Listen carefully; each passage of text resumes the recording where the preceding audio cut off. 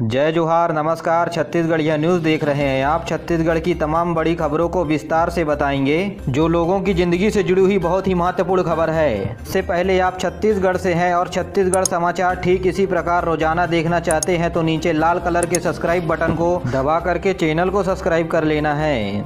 इससे पहले आज की कुछ प्रमुख सुर्खियां। प्रधानमंत्री नरेंद्र मोदी ने राज्यों और केंद्र शासित प्रदेशों के मुख्यमंत्रियों से वर्चुअल बातचीत के दौरान कोविड की जानकारी साझा करते हुए कहा कि कोरोना को कम न आंका जाए। पड़ोसी देशों में लगातार कोरोना का संक्रमण बढ़ रहा है, तो वहीं प्रदेश में रैली कोसा और कोसा कोकून को भी न्यूनतम समर्थन मूल्य में खरीदी की जाएगी। तो वहीं रेल मंत्रालय ने पिछले महीने से 23 रेलगाड़ियों को बंद किया था, जिसमें से 7 रेलगाड़ी शुरू करने का आदेश जारी कर दिया है। अंबिकापुर के हजारों साल पुराने बलखा पहाड़ में इको टूरिज्म बनाने का काम शुरू हो गया है। वन विभाग के साथ जिला पंचायत के उपाध्यक्ष आदित्य सिंहदेव के साथ ज्वाइंट सर्वे कर यहाँ के सुंदरता और मौजूद जल स्रोतों का अध्ययन किया। तो वहीं योजना बनाने से संबंधित कई निर्णय भी लिए। ट्रैफिक और पैराग्लाइडिंग की भी संभावनाएं यहाँ काफी है, जो टूरिज्म के प्रमुख आकर्षक का केंद्र बनेगा। वहीं जल स्रोतों के बेहतर प्रबंधन के लिए भी योजनाएं बनाई जा सकेंगी, ताकि यहाँ मौजूद जंगली जानवरों को पानी के लिए भटकना ना पड़े। आपको बता दें कि पिलका पहाड़ पूरी तरह से असुरक्षित है। ऐसे में फेंसिंग तारों की सहायता से चारों ओर घेराबंदी भी की जाएगी।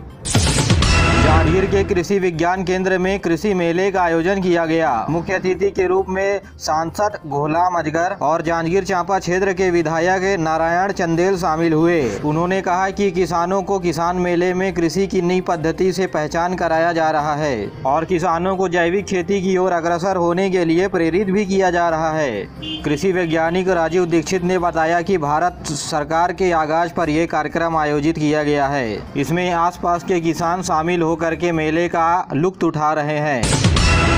गृह मंत्री ताम्रध्वज साहू ने 11 उत्कृष्ट काम करने वाले जवानों को सम्मानित किया। इस अवसर पर उन्होंने कहा कि पुलिस को ईमानदारी से अपना काम करना चाहिए, ताकि जनता की नजरों में पुलिस का सम्मान बना रहे और अपराधियों के नजरों में भय हो।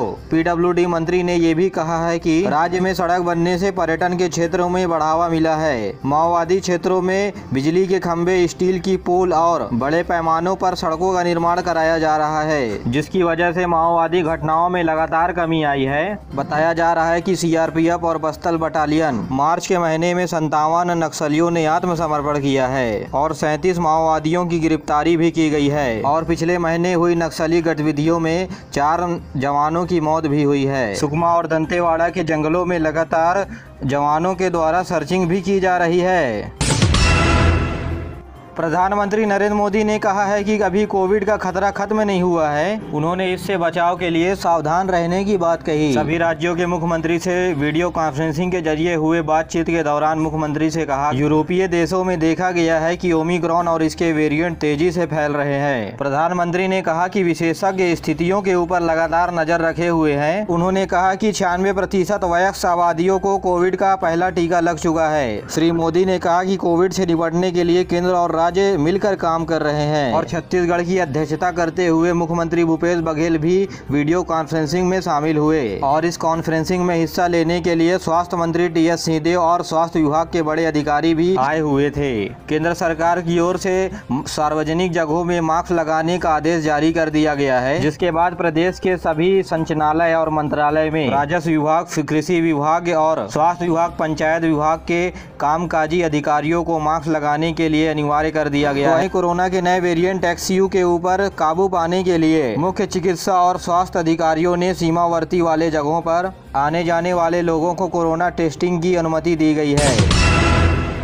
रेल मंत्रालय ने छत्तीसगढ़ हो करके 7 ट्रेनों के आवागमन को शुरू कर दिया है। इसमें Chhattisgarh express, Secunderabad express, Raipur Secunderabad express, Samta express, Bilaspur Korba passenger MEMU local train, ये सभी रेलगाड़ी 28 अप्रैल यानी आज से अपने निर्धारित समय पर चलेगी। इस बारे में मुख्यमंत्री ने रेल मंत्री अश्वनी वैष्णव से ट्रेन चलाने की बारे में बातचीत की थी। खबर के मुताबिक 24 अप्रैल से छत्तीसगढ़ हो करके जाने वाली 23 रेलगाड़ियों को रद्द कर दिया गया था पिछले 1 महीने के लिए।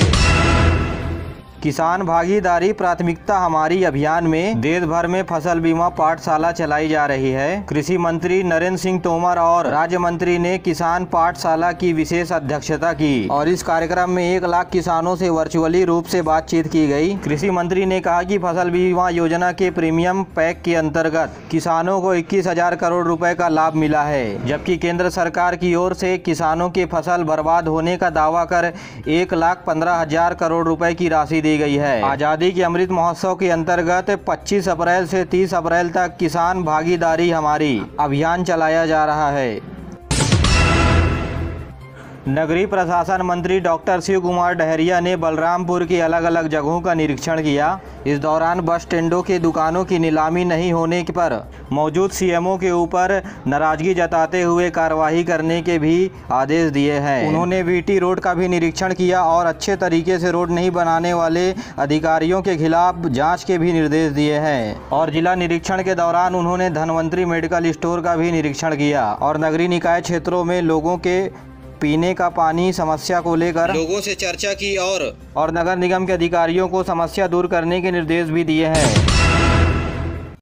केंद्रीय संसदीय मंत्री अर्जुन मेघवाल आज से 2 दिवसीय छत्तीसगढ़ दौरे पर हैं। इस दौरान पत्रकारों से बात करते हुए कहा कि केंद्र सरकार के द्वारा आकांक्षी जिलों में छत्तीसगढ़ के 10 जिले शामिल हैं। उन्होंने कहा कि देश के कुछ जिलों में निर्धारित मापदंडों के अनुसार विकास नहीं हो पाया, ऐसे में इसलिए केंद्र सरकार उन्हें आकांक्षी जिलों में रखकर उनका विकास कर रही है। उन्होंने आकांक्षी जिले बस्तर में समीक्षा के दौरान कहा कि स्कूल शिक्षा, स्वास्थ्य और रोजगार संबंधी राज्य सरकार डाटाबेस तैयार करके केंद्र सरकार को दे ताकि विकास कार्य हो सके।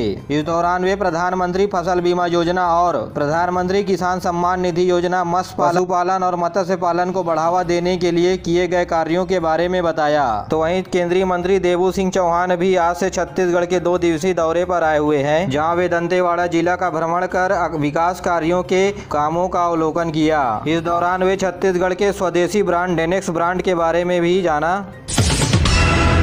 मुख्यमंत्री भूपेश बघेल ने कहा है कि रायपुर की तरह दुर्ग में भी होलसेल कॉरिडोर बनेगा। उन्होंने दुर्ग व्यापार उद्योग के नवीन भवन के लोकार्पण के दौरान बड़े व्यापारियों के द्वारा इच्छा जाहिर करने पर मुख्यमंत्री भूपेश बघेल ने दुर्ग में भी होलसेल कॉरिडोर बनाने का फैसला लिया है। मुख्यमंत्री ने इसके लिए दुर्ग कलेक्टर को जमीन चिन्हांकित करने के निर्देश दिए। उद्योगपतियों से मुख्यमंत्री ने कहा कि स्थानीय लोगों का कौशल विकास करें और जब विकास होने पर वे सहज रूप से उद्योगों की ओर अपना ध्यान आकर्षित कर लेंगे। मुख्यमंत्री भूपेश बघेल ने दुर्ग में अमृत मिशन के फेज 1 का भी आज शुभारंभ किया। इस योजना की 132 करोड़ रुपए की लागत से 32,000 परिवारों के घर में शुद्ध पेयजल नल कनेक्शन पहुंचेगा। इसके तहत वाटर ट्रीटमेंट प्लांट और पाइप कनेक्शन बिछाकर 5 टंकियों का निर्माण भी किया गया है। वहीं दुर्ग में महिलाओं के लिए 3 करोड़ 55 लाख रुपए की लागत से वर्किंग वुमेन हॉस्टल का भी लोकार्पण किया। इस हॉस्टल में 100 कामकाजी महिलाओं को रहने की सुविधा मिलेगी। छत्तीसगढ़ व्यवसायिक परीक्षा मंडल के द्वारा पीईटी, पीपीटी समेत कई प्रवेश परीक्षाओं के लिए तारीख का निर्धारण कर दिया गया है। इन परीक्षाओं में स्थानीय परीक्षार्थियों से कोई शुल्क नहीं लिया जाएगा। व्यापम द्वारा जारी समय सारणी के अनुसार पीपीटी और प्री एमसीए परीक्षा 29 मई, पीएटी तथा पीवीएटी के परीक्षा 5 जून को प्रस्तावित है। वहीं प्री डीएड और प्री एलएड की परीक्षाएं 12 जून को आयोजित होगी। बीए, बीएड, बीएससी, बीएड और नर्सिंग की परीक्षा 29 जून को ली जाएगी। इसके अलावा पोस्ट बीएससी और पोस्ट एमएससी नर्सिंग परीक्षा 3 जुलाई को आयोजित किया जाना प्रस्तावित है।